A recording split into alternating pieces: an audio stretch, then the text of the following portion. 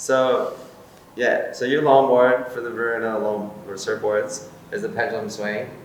You know, you've obviously drawn inspiration from Donald Takayama and the Model T. You've made it your own. You've tweaked it out. You've broken down, you know, everything you've written in the past and mixed it up and shot this out. So, I mean, yeah, let's break this board down, because for the people who don't know about it or, you know, have no clue, let's educate them. Let's show them what's up. Like in comparison to Donald's Model T, like we're talking about, the biggest difference is my concave's more subtle. Yeah. The bottom shape's more subtle. We were talking about subtleties. Simplicity being kind of key. There's nothing too extreme about it at all. Yeah. Wide point about 4 inches behind centre. Continuous curve in the outline, which doesn't really have too many hang-ups, like it's wanting to free turn. You can negotiate up and down on the nose at times, especially when Donald's had a rounder front end, mine's more pulled in so you can pierce. There's a bit more pierce action, like if you're really in a tight section, you can pierce through that. Yeah. Subtle V, not roll on that one. Yeah, I really felt that projection on the bottom trim of that subtle V. Yeah. Fluid. And it kind of it enables it to flip-flop left to right rather than roll. So it's a daunting area here. And I think the refined tail, I think we have a similar love there, thinning it out so when you do put full pressure on the tail, the thing's going to swing. Yeah, it's swinging to hell. You know? And then also, I think that wide chop square gives it a little release point through the turn. So if you really lay it on rail, it could potentially disengage and re-engage, which I think is a really cool thing for a massive board. Yeah, definitely maneuvers. And they kind of, I don't know if, I love the log because they throw boat weights rather than, it's more of the boat weight fan and everything about the width and weight leads the length of the board. It kind of equates more to boat hull kind of feelings. That's breaking it down between a longboard and a shortboard, I guess, or mid-length even. You can cruise if you want to cruise, or you can get powerful and play that way if you want. You know, it's.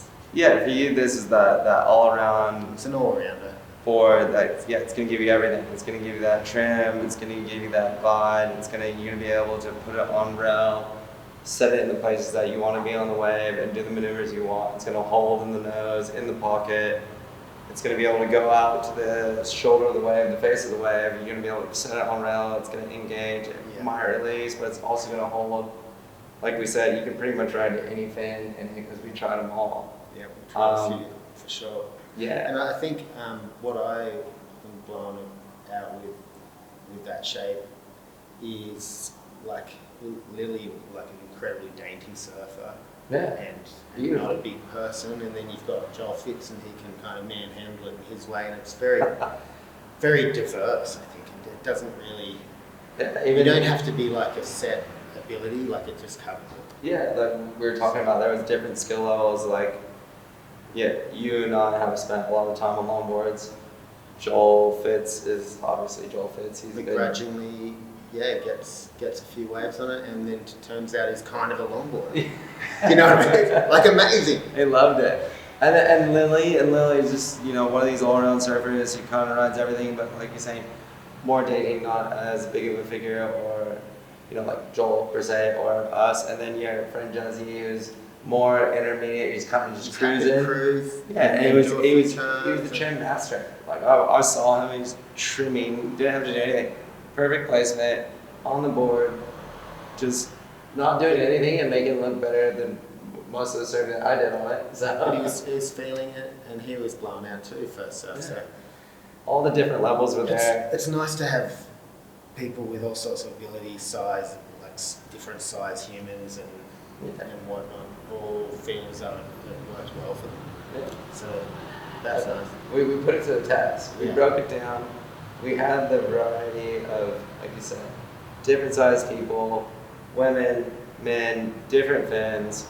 We were all catching different waves. Some of you guys were out the back. Joel's catching big sets. I was on the inside catching the fast ones. You were in the middle catching the long ones. Lil was doing everything in between. I mean, Yeah. we couldn't do much more. And the board worked beautifully. Yeah. So hats off to you, dude. Good job. Well, I think it's a combination of things, the technology, and then figuring out, you know, the best way to make a longboard with the right thickness and all those things. And you know, with your board coming along, it's exciting times for, especially for longboards and this construction. I mean, That's what I was quietly, like I was actually really nervous about seeing how it felt. Because I really had no clue. Yeah, and it's, To be honest with you, because it's a different animal when it's hollow with timber bracing. and what a great thing we're finally making surfboards that aren't destroying the world as much as what we've done in the past. Yeah, So that's a positive point.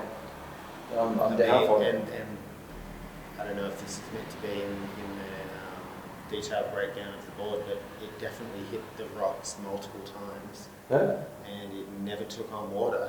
yeah, didn't crack. And it's good for the planet, and ideally, I love shaping, but you know, it's less microplastics in the air, and if it eventually takes me out of a job, so be it. Well, at least you've given it your passion, your love. So thanks for making us a good longboard.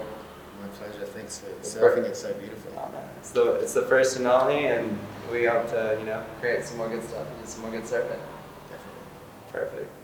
We'll see you guys soon.